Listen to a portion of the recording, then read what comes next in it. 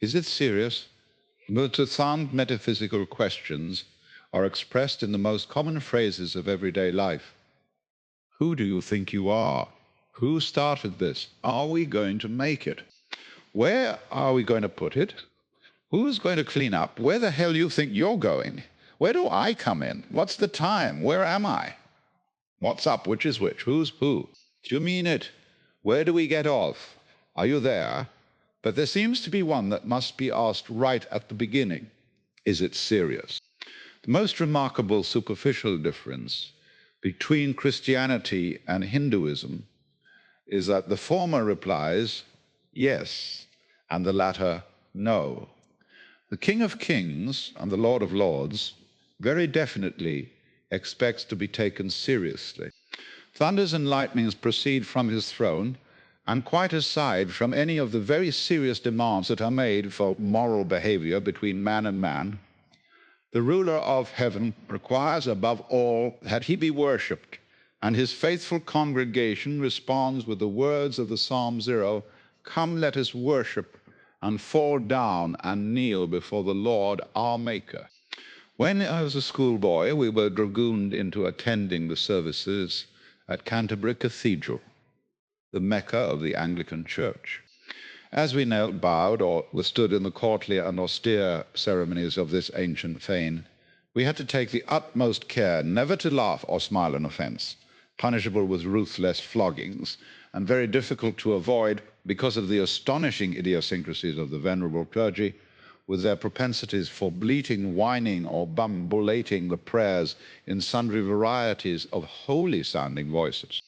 There were rumbling pooh-bahs and wizened little ascetics preaching with fervent shrieks, and between stands in pulpit or lectern, they would process hither and yon attired so as to look like rows of well-ordered penguins. And yet neither the deadly seriousness of our postures nor the pathetic comedy of the clerics could quite conceal the atmosphere of luminous glory. High and echoing spaces of pale grey stone, enchanted with light that fell through the most intricate stained glass, predominantly blue, stone smelling faintly and pleasantly musty, like a wine cellar, and the whole building seeming to float above the congregation with the dignity and independence of a gull in the sky. Floating above the then grubby little city of Canterbury, so that its arches and spires belonged elsewhere, perhaps upon some high and inaccessible cliffs to the far west, overlooking the Atlantic, where angels still kept guard over the Holy Grail. I revive these memories to suggest that the sense of divine royalty is not altogether demanding and imperious, and that therefore the worship of the King of Kings dwelling in inaccessible light is not necessarily a cringing obedience or a STEM duty. It may also have the sense of immense celebration, a strong, swinging, stately, lilting dance of total joy. The Gloria in Excelsis sung at Easter with the bells ringing wild. The golden splendor of the Greek or Russian liturgy, where people do not kneel but stand or wander freely in a domed temple that is deliberately made to suggest the glory of heaven. More and more, one gets the impression that the object of this worship is no pompous prince, but something like living light, which is all at once as sympathetic as the fire on your hearth and as blasting as the explosion of a star, and as full of delight as a diamond in the sun. As the Catholic poet Coventry Patmore put it, if we may credit certain hints contained in the lives of the saints, love raises the spirit above the sphere of reverence and worship into one of laughter and dalliance, a sphere in which the soul says, "Shall I, a gnat which dances in thy ray, dare to be reverent?" Yet it must be admitted that in the Christian climate of the English-speaking world, such penetrations of the faith are rare. The insides of most Protestant churches resemble courthouses or town halls, and the focal point of their services is a serious exhortation from a man in a black gown. No golden light, no bells, incense, and candles. No mystery upon an altar or behind an iconostasis, but people brought up in this atmosphere seem to love it. It feels warm and folksy and leads on the one hand to hospitals' prison reform and votes for all, and on the other to sheer genius or drabness, plain cooking ungraced with wine and constipation of the bright emotions, all of which are considered virtues. If I try to set aside the innate prejudices which I feel against this religion, I begin to marvel at the depth of its commitment to earnestness and ugliness. For there is a point at which certain types of ugliness become fascinating, where one feels drawn to going over them again and again, much as the tongue keeps fondling a hole in a tooth. I begin to realize that those incredibly plain people with their almost unique lack of color may after all be one of the most astonishing reaches of the divine. Maya, the dancer of the world, as far out from himself as he can get. Dancing, not dancing.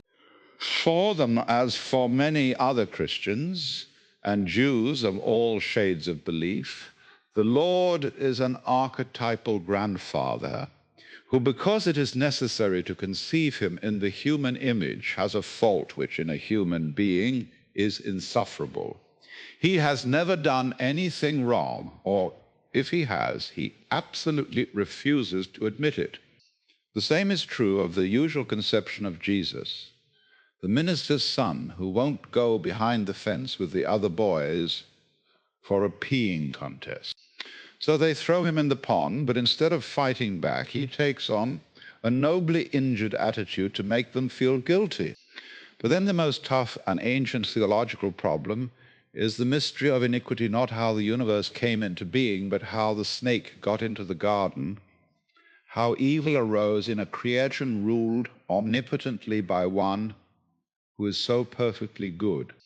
The big question is whether there is actually a twinkle in the Father's eye, whether before the creation began and there was no one around as a witness, there was not a special arrangement between the Lord and the devil, a conspiracy such that the whole drama of the cosmos depends upon its being kept almost secret. For if the Lord is absolutely serious, things are very bad. Not only does he confront his creatures with severe moral demands, he also fits them out with lusty, hungry, and highly sensitive bodies liable to cancer, bubonic plague, arthritis, decayed teeth, and stomach ulcers. He flings them into a world containing mosquitoes, sharks, tapeworms, piranha fish, staphylococci, and other people. He puts them into a situation in which it has on the whole required considerable effort not to get involved in tortures and burnings, whether judicial or accidental, in wars, murders, and robberies, and in the weird emotional tangles that come from having a brain which finds it a necessary advantage to predict a mostly dreaded future. On top of this, he is alleged to threaten those who disobey his commandments with the most exquisitely painful tortures ever devised, to endure for always, and always without rest. Of course, there are temporary compensations, but the contemplation of this frightful panorama of possibilities and certainties is what is called facing reality. It is at once very irreverent and yet absolutely necessary to call this facade in question. Is God quite serious? To put it in another way, is this a universe in which there is the possibility of a total and irremediable disaster of everlasting damnation or some equivalent thereof? Or is it a universe in which to be or not to be is not the question, since the one end lessly implies the other? In the imagery of Hinduism, the hard reality of the world confronting us is, as we have seen, play and Maya, magical illusion. Shiva dances the universe surrounded with flames and hashing terrors, but one of his many hands is held upright with palm open to the spectator. The meaning is, fear not. This performance is a big act. The solidity of the rocks is an electrical mirage. The body is a whirlpool, constant only in appearance, but actually a stream of changes. And pain, the very touchstone of reality, since we pinch ourselves to be sure that we are not dreaming, is a hypnotic state which can be switched on or off at will. There is obviously no objective test that can be applied here. I can find out whether the world is serious or not only by personal experiment, that is, if the answer can be found at all. I may take the Lord God at his word, stop asking impertinent questions, and prostrate myself at the foot of the throne. Or I may gently call his bluff and wait, poker-faced, trembling, or eagerly confident. It may well be that the Lord will play with me to the final microsecond of the last moment, perhaps with a long and terrible silence, perhaps with all the plagues and pains of the flesh, perhaps with visitations from subtly convincing prophets and preachers, and doubtless at the very end, with the kindly priest and his last rites. On the surface, it will seem that I am just resisting divine authority, that I am refusing to let love into my heart, that I am proudly repressing that inner voice of the terrified conscience urging me to melt and run, weeping and screaming to heaven in sorrow for my sins. But if there is a man of such spiritual courage as to call the Lord's bluff what he is actually refusing to believe, what he will not take seriously, is not the Lord, but his mire. He will not admit that agony and tragedy, that death and hell, fear and nothingness are ultimate realities. Above all, he is not admitting the final reality of separateness, of the seam and distinction between man and cosmos, creature and creator. To the orthodox, this courage will seem blasphemous, and to the skeptical and secular-minded, it will seem to be wishful, since such persons have a view of reality that is grimmer by far than even Jonathan Edwards' conception of the angry God. For the secularist imagines the universe beyond and outside man to be essentially dead, mechanical, and stupid. With him, it is high dogma that nature cares nothing for human values, but is a system of confusion which produced us by mere chance, and therefore must be beaten down and made to submit to man's will. Now, there is something in this view of the universe which is akin to states of consciousness found in psychosis. The vision of the world as a malicious system which eggs you on with hopes just to keep you alive and then grinds you horribly to bits. In this state, there is no luminosity in things. Faces, flowers, waters, and hills all look as though they were made of plastic or... Is it serious? In emerald tin, the whole scene, a tick-tock toy shop, a nightmare of metal and patent leather garish under reflected light alone. Other people aren't really alive. They're mocked-up mannequins, automatic respond, or is pretending to be alive. Even oneself is a self-frustrating mechanism in which every gain in awareness is balanced by new knowledge of one's ridiculous and humiliating limitation. Those who outside mental hospitals like to see things this way persuade themselves and others that this attitude is somehow not only realistic, but heroic. In philosophical arguments, they can always one-up the religious or metaphysically inclined by a show of being down to earth and hard-boiled. Perhaps it is just a matter of temperament that some people simply cannot take that view of things. For me, it has always seemed peculiarly odd that there is anything at all. It would have been so much easier and so much less effortful than not to have been any universe that I find it impossible to think that the game is not worth the candle. A cosmos that was not basically an expression of joy and bliss would surely have found some way of committing suicide almost at the beginning, for there is not the least point in surviving compulsively. One should not be ashamed of wishful thinking, for this is just what all inventive and creative people do. They are dreamers, and they find ways of realizing their dreams because they wish and dream effectively. That is to say, their wishful thinking is not vague. Their desires are imagined so precisely and specifically that they can very often be carried out. The trouble with many religions accused of wishful thinking is that they are not wishful enough. They show a deplorable lack of imagination and of adventure in trying to find out what it is that one really wants. I cannot conceive any better way of trying to understand myself or human nature in general than a thorough exploration of my desires, making them as specific as possible, and then asking myself whether that is actually what I want. What then if I were to construct a religion as a pure work of art, creating a picture of the universe as wishful as it could possibly be? On the one hand, such a construction would be the purest play and fantasy wholly lacking in seriousness. But on the other hand, fantasies are sometimes unexpectedly productive. The strictly playful and speculative constructions of mathematicians often turn out to be useful formulae for understanding the physical world.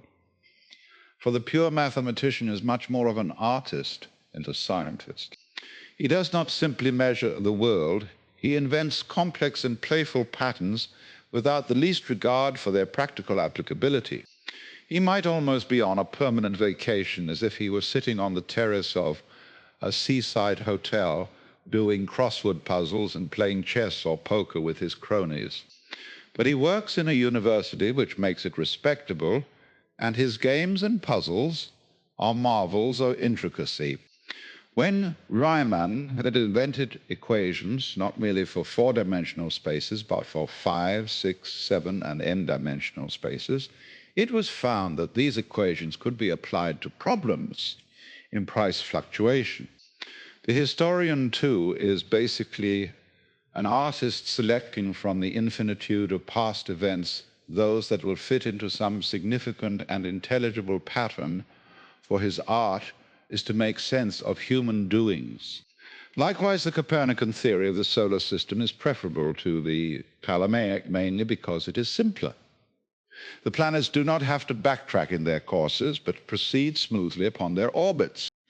The picture is cleaner and tidier, and thus more satisfactory from an aesthetic point of view. Why not ask, therefore, what might be the most aesthetically satisfying explanation for one's own existence in our particular universe?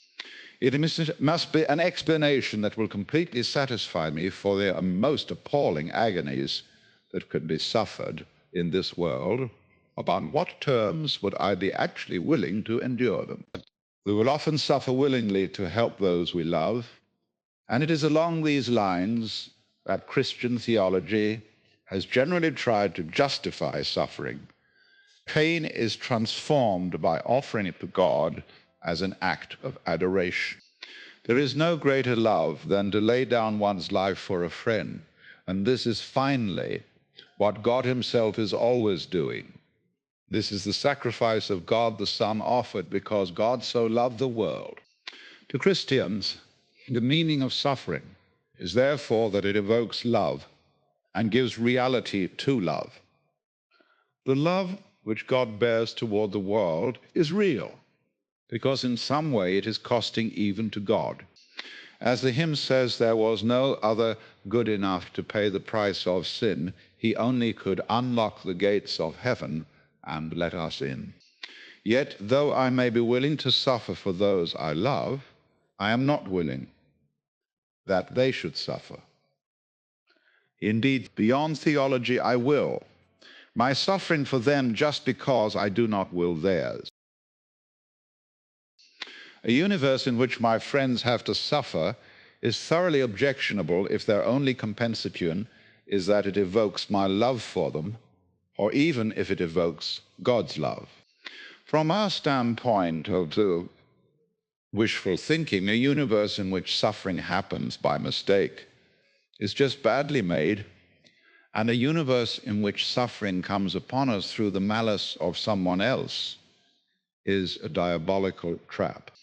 Ideally, I want to be solely responsible for my own suffering, including my own painful feelings about the suffering of others. I would wish the same privilege for everyone else. But obviously, this must mean something much more than responsibility in its ordinary sense, or it has to include the case of the baby born with syphilis. Popular Hinduism and Buddhism explain such tragedies as the individual's karma, his own doing inherited from a former life. The syphilitic baby is therefore paying a price for some evil that he has done in a previous incarnation. But this is not so much an explanation as an indefinite postponement of explanation. Why and how does the reincarnating individual first go wrong?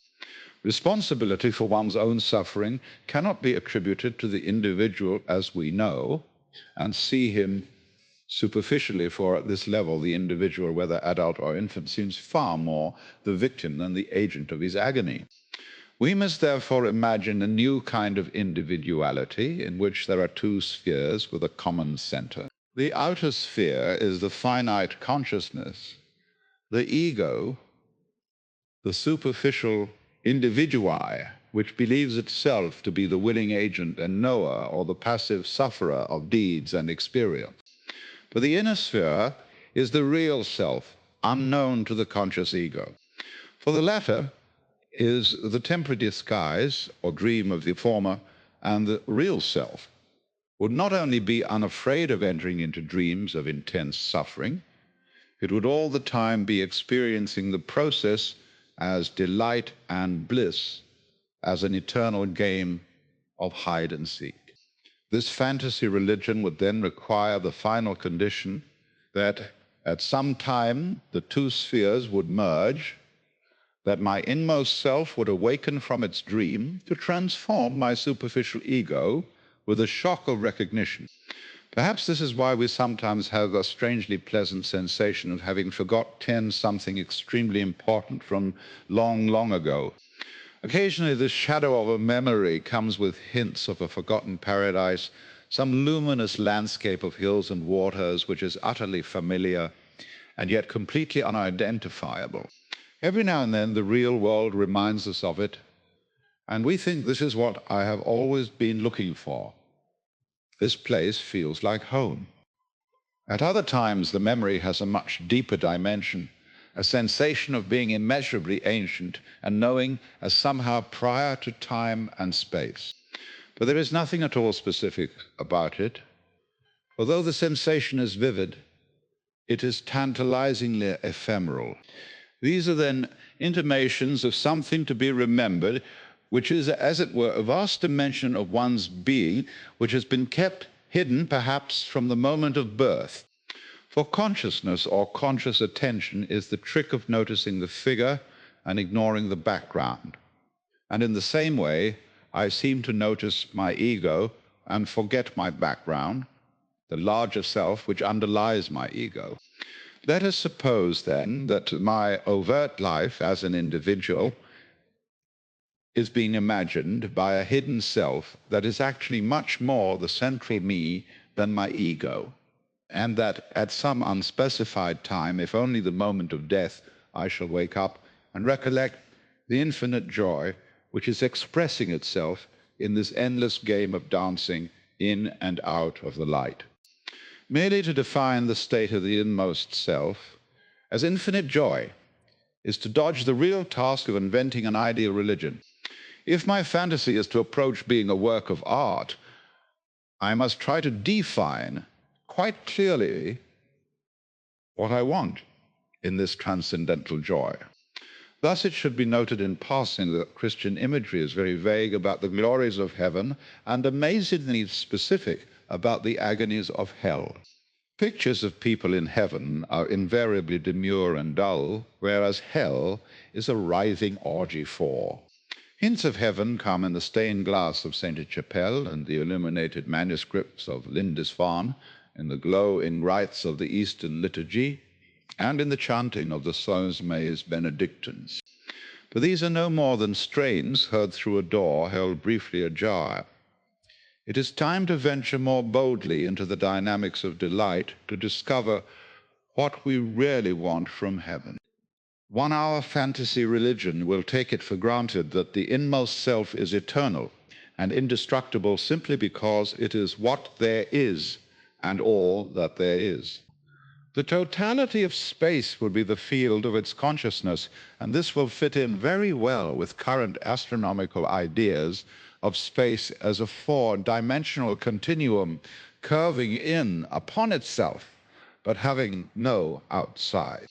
Perhaps the exploration of space is really the exploration and extension of our own consciousness, a rediscovery of the ignored background of each individual ego. But what specifically will the preoccupations of this consciousness be? If work is what must be done in order to go on living, the proper activity of that which is will obviously be play. Reality is what exists without effort. Blake's energy, which is eternal delight. I have suggested that hide and seek or lost and found is the fundamental form of play because its root being is vibration.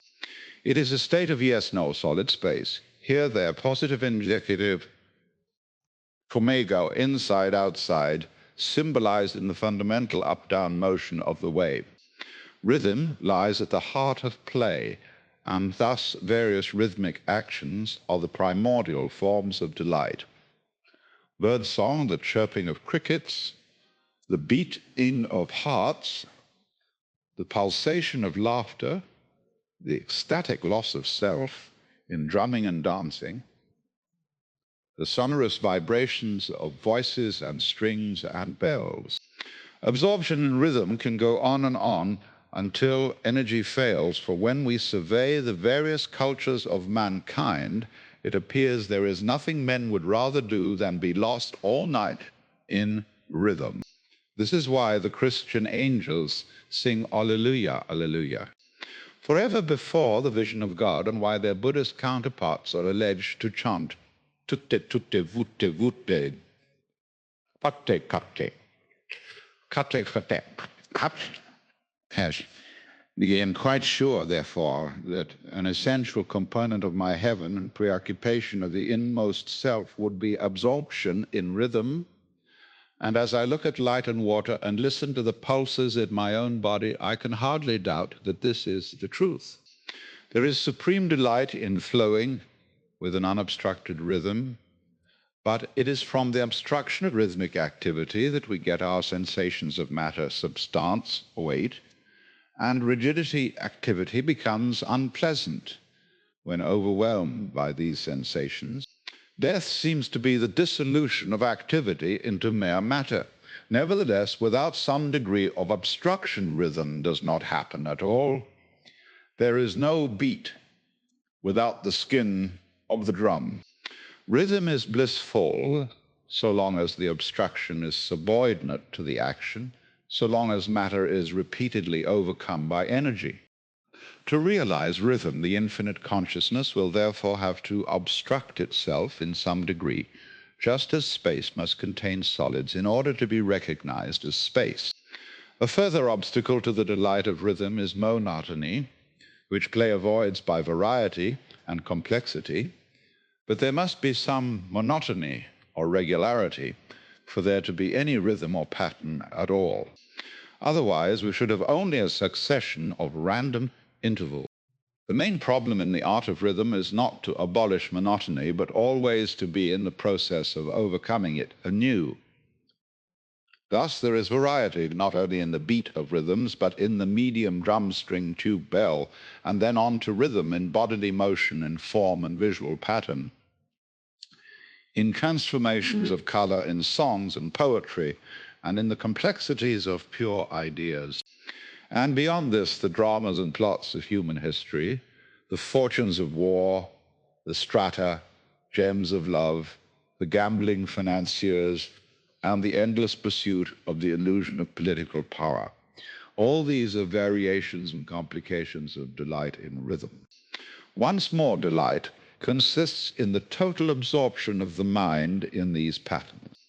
The delight requires that there must always be some resistance to the play of patterned energy, and this may be monotony, the sluggishness which turns energy into effort, or just too great a degree of complexity so that the pattern falls into chaos. To maintain the state of bliss, the infinite consciousness must have the most ingenious ways of both having monotony and overcoming it, of so combining order with randomness that the principle of order does not issue in dead uniformity, nor the principle of randomness in chaos. The play of rhythm must be controlled, and yet not so controlled as to be completely predictable.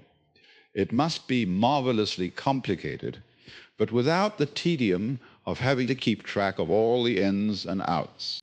In short, omnipotence must at all costs avoid the stultifying situation of being in total control of itself and the equally fruitless situation of losing control altogether. The solution is similar to the trick whereby an organism relegates certain functions to the unconscious so that they continue without having to be directed consciously, as, for example, the deliberate selection of words in speaking or the use of the breath in swimming. This has a double advantage. On the one hand, it allows the complexity of patterns to develop without becoming burdensome to the original center of control. On the other, it introduces an element of surprise for the inmost self, is thus enabled to let some of the patterns of its behavior go off on their own and to forget that it has done so. In some such way, the delight of our hypothetical Godhead would be maintained by introducing the experience of otherness. For these relegated or delegated rhythms would issue forth in the guise of other beings to the amazement of their progenitor. Yet these others still remain the behavior of the inmost self. In them, the self therefore forgets itself. On the one hand, this is an adventure, a temporary surrender of control which prevents the overall system of control from becoming rigid and dead. On the other hand, this forgetting is a refreshment like sleep, since it creates standpoints from which everything can be seen anew. With every baby born, the inmost self would look forth upon its world and be as astonished as if it had never before beheld it. In this way, the unthinkably ancient universe would be renewed forever and ever, and the dance never pall. But the sensation of otherness must not become excessive. When it becomes so, when the feeling that things are out of control reaches a certain point, surprise becomes frustration or fear and panic. At such crises, my inmost self would have to have the power of recollecting that the whole play is its own, that otherness is Maya. And then in still another way it would wake up in astonishment, but this time at its own cosmic and eternal dimensions. Yet sometimes, like a boy on a dare, it might let things go very far out of control, even to the extent of letting itself forget that it had the power to awaken. When we are asleep or dreaming, we do not know that we can wake up, but we could not happily commit ourselves to sleep in the first place unless we knew that we could. It is in the same spirit that a sailor confident in his skill and in his ship commits himself to the storms. For playing is also gambling, inventing the sense of risk and seeing how far out one can get. This is more or less what I would do if I had the power to dream every night of anything I wanted. For some months, I would probably fulfill all the more obvious wishes. There might be palaces and banquets players and dancing girls, fabulous bouts of love, and sunlit gardens beside lakes with mountains beyond. There would next be long conversations with sages, contemplation of supreme works of art, hearing and playing music, voyages to foreign lands, hurrying out into space to see the galaxies and delving into the atom to watch the wiggling wavicles. But the night would come when I might want to add a little spice of adventure, perhaps a dream of dangerous mountain climbing, of rescuing a princess from a dragon, or better, an unpredictable dream in which I do not know what will happen. Once this had started, I might get still more daring. I would wish to dream whole lifetimes, packing 70 years into a single night.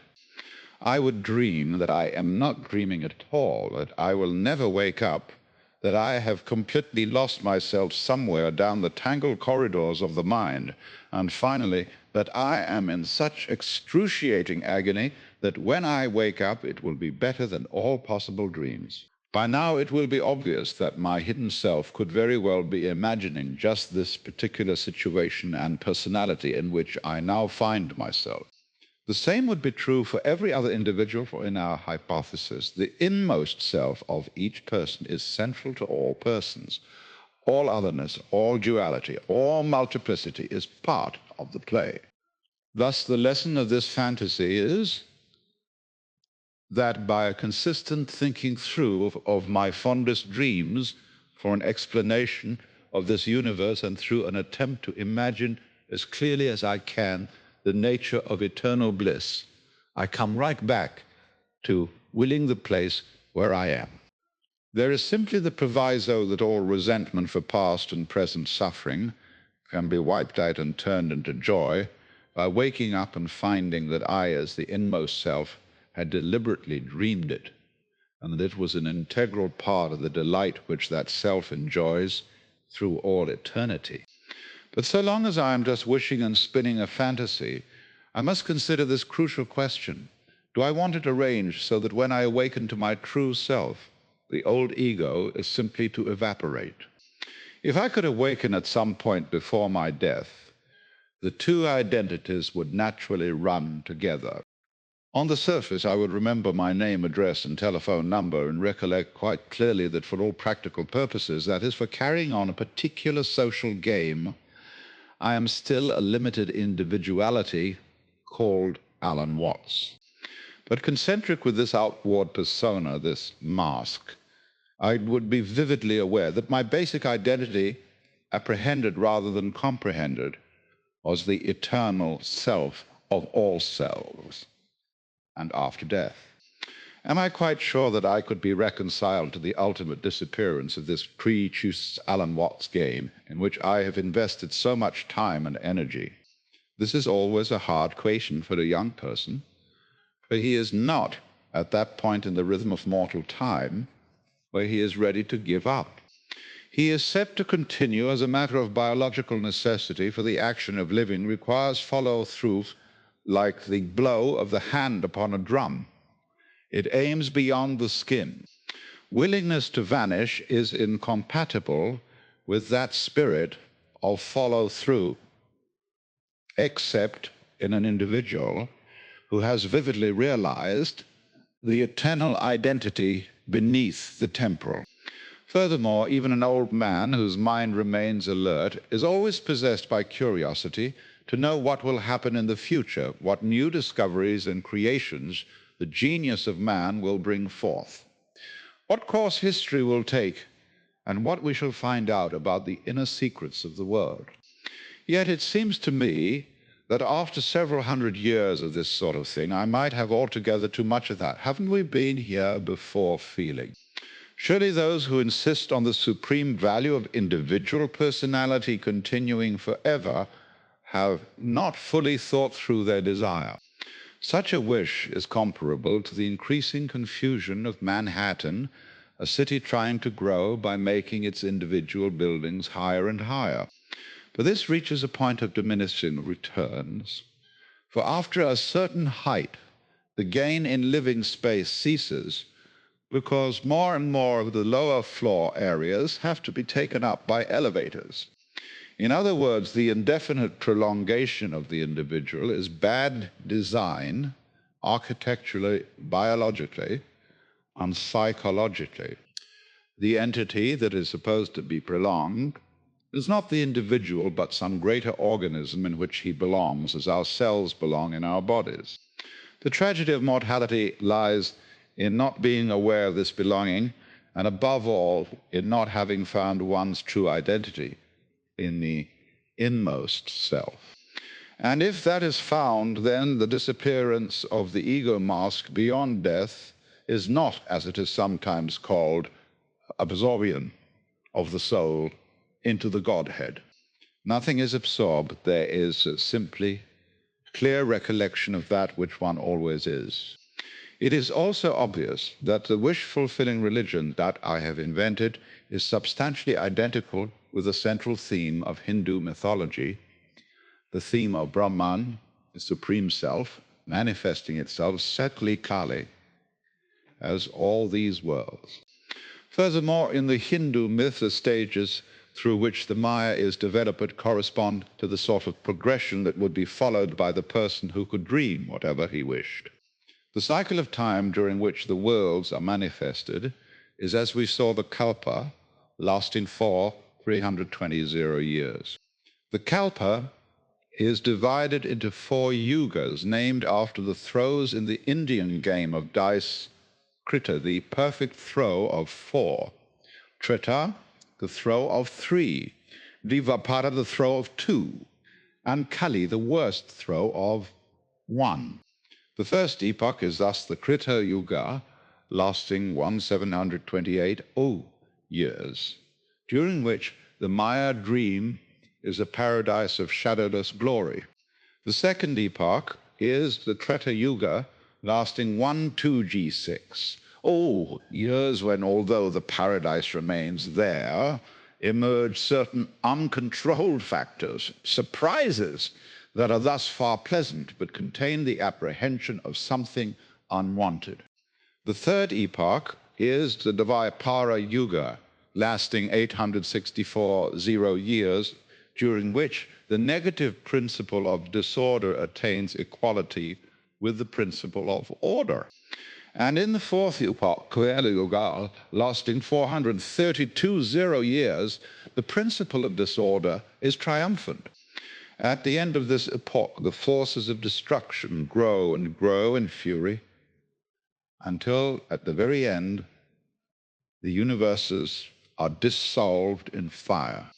Whereupon the Brahma awakens from the Maya dream and remains in luminous peace through another 320 years before beginning the cycle again. Note, however, that the principle of disorder can claim only 1,296,000 years of the whole kalpa, a third of the Treta Yuga, a half of the Dvapara Yuga, and the whole of the Kali Yuga, amounting in all to 1/3 of the kalpa. This is a chronological solid incident for the principle that the continuance of the game depends upon the subordination of disorder to order, so that the former may always be in the situation of being overcome by the latter, despite the dramatic moment in which it appears to have the victory at the end of the Kali Yuga. 2, the vivid experiences of the mystics may be our only means of testing the truth of religious and metaphysical hypotheses, but that is not an exploration to be carried out in a book. There is perhaps a significant bias in mystical writings toward the general view of the universe that I have suggested, and this would include such Christian mystics as John Scotus, Erigena, Simeon Neotheologos Eckhart, Nicholas Cusanus Boehm, and perhaps even Teilhard de Chardin. But it is not the purpose of this essay to indulge in a metaphysical argument. I have thing so earnest in mind as to insist that my point of view is the truth. The truth will out by its own self-evidence. My purpose is only to develop certain mythological constructions, such as the one I have just described, and then see what happens at the end. If at that point is the conviction of some new insight into the universe and man, so much the better. Specifically, we are going to see what happens to a traditional and orthodox version of Christianity to Catholicism if it is seen within the context of the scheme of things that I have been describing. Whatever may be the rule in practice, is Christianity, theoretically and dogmatically, opposed to the idea that the creative activity of God is playful. Fortunately, we can call at once to our aid the massive authority of St. Thomas Aquinas, writing about the wisdom of God. Thomas Aquinas, writing about the wisdom of God, the contemplation of wisdom, is rightly compared with games for 2 things to be found in games. The first is that games give pleasure, and the contemplation of wisdom gives the very greatest pleasure, according to what wisdom says of itself. In Ecclesiasticus, my spirit is sweet above honey. The second is that the movements in games are not contrived to serve another end, but are pursued for their own sake. It is the same with the delights of wisdom. Hence divine wisdom compares its delight to games. I was with him, forming all things the personified wisdom of God, who speaks in the books of Ecclesiasticus and Proverbs. Thomas's second quotation is understood by the Church to be God, the Son, the divine Logos, by whom all things were made. Now, it is notorious that popular ideas of God's character are of a far lower moral standard than that by which we discern saintliness in men. The saint forgives until 70 times 7 if anyone sins against him, but by many accounts the Lord does not forgive at all unless the offender grovels before him in an act of sincere contrition. The saint is above all urged not to take himself seriously, and indeed there is about all really holy people a kind of guileless humor, a sense of one's own absurdity, which is not so much self-condemnation as pulling one's own leg. The soul which is inwardly united to God, wrote St.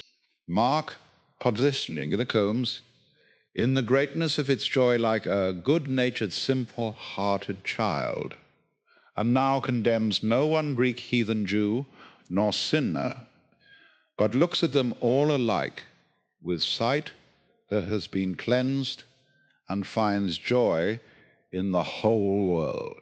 If, as Chesterton suggested, even the angels fly because they take themselves lightly, how much more must the Lord of the angels, the fountain of all virtues, be endowed with this particular virtue, and was delighted every day playing before him, at all times playing in the world.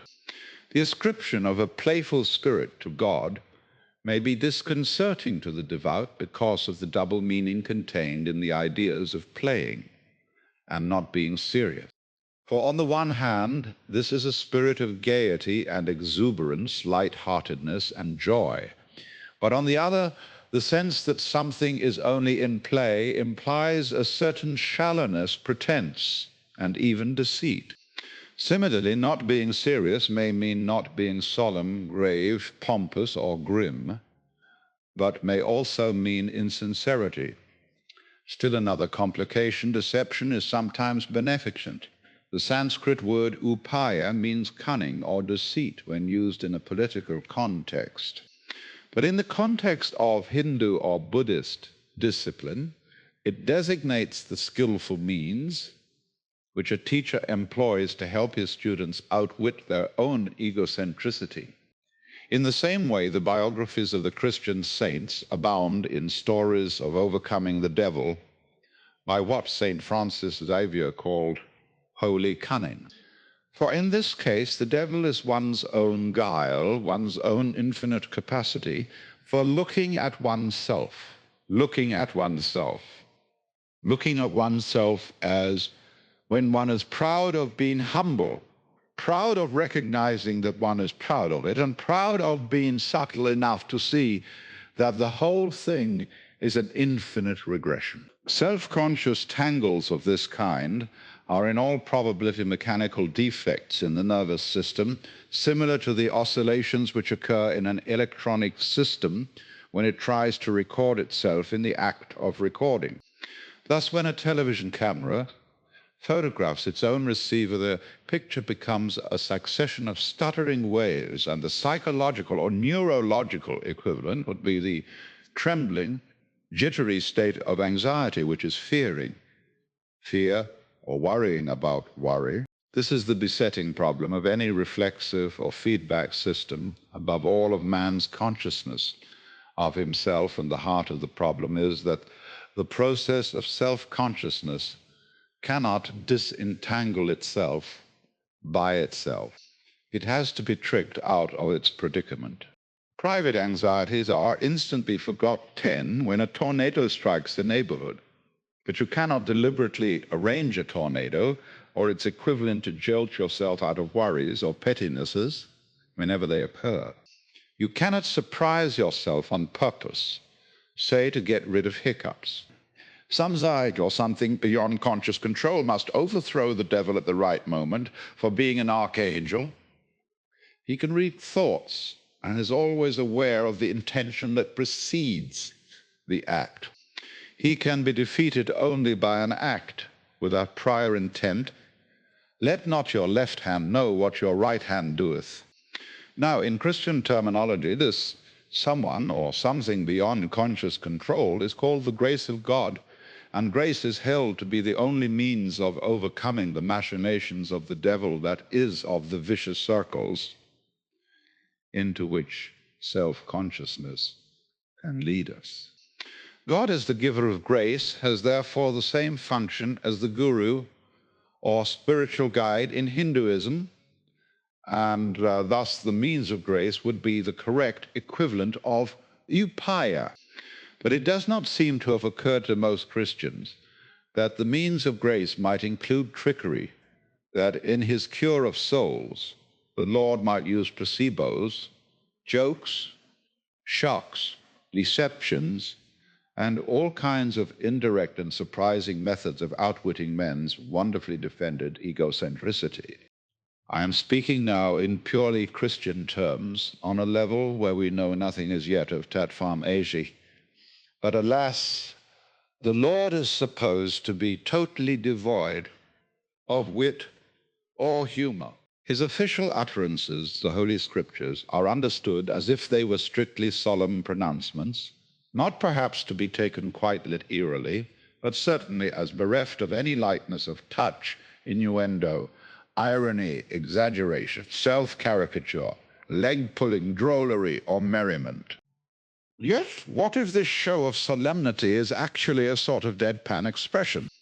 If the Lord is said to veil his glory, lest it be too bright for mortal eyes, might he not also veil his mirth, perhaps as something much, much too funny for men to stand? Al Padre, al Figlio, allo Spirito Santo, comincio gloria tutto, il paradiso si che mi inebriava il dolce canto. Ciò ch'io vedeva mi sembrava un riso da paradiso, perché mia ebbrezza entrava per l'udire e per lo viso. If then, as Dante suggests, the angels' hymn of praise to the Holy Trinity sounds like the laughter of the universe, what is the joke?